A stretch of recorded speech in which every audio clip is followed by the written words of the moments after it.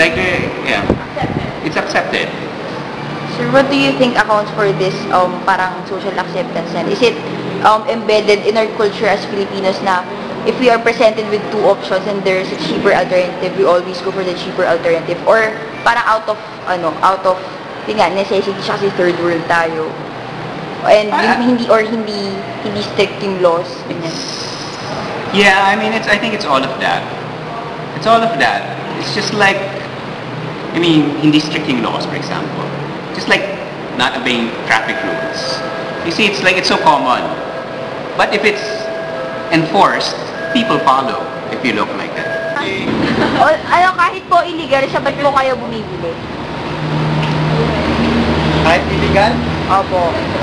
Ay, hindi naman yan illegal dahil binibinta nga nila eh.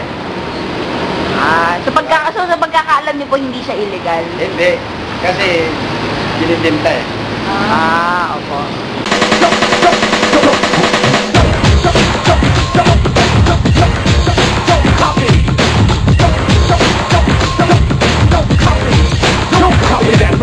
To do the right thing, it's really simple for you.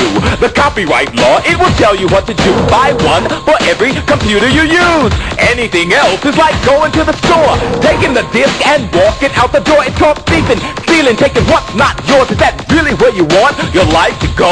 Think about it. I don't think so. Don't copy. Third question, for those who support piracy, do you think this is a manifestation of antisocial behavior?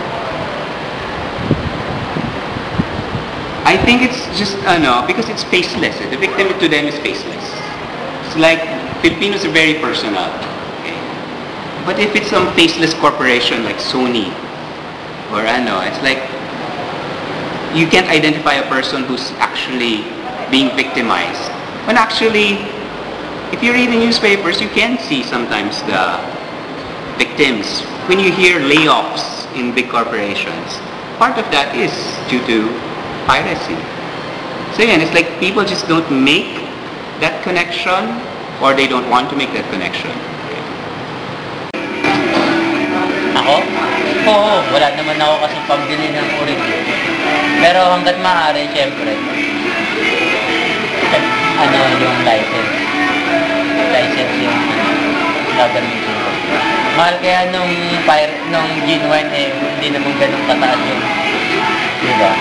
Lalo na pagka may pamilya ka na, 4,000, 6,900 yung professional na XP, bibili mo pa ba yun? Siyempre, dadalhin mo lang sa family. Diba?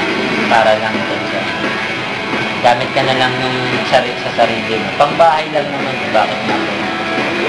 Usually, pinoprohibited yan sa mga shops kasi commercial sila. Diba? DTI, gano'n. So, pag gumamit sila na sila pwedeng huli, pero yung individual sila. Hindi, alam ko, hindi.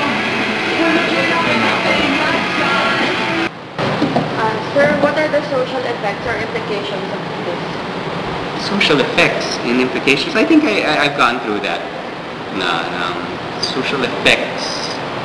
It's like it just perpetuates. Like, I see my little nieces, they have like 1,000 pirated DVDs.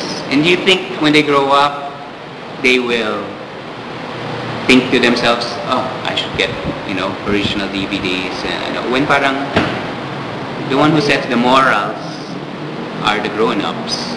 So it gets passed on.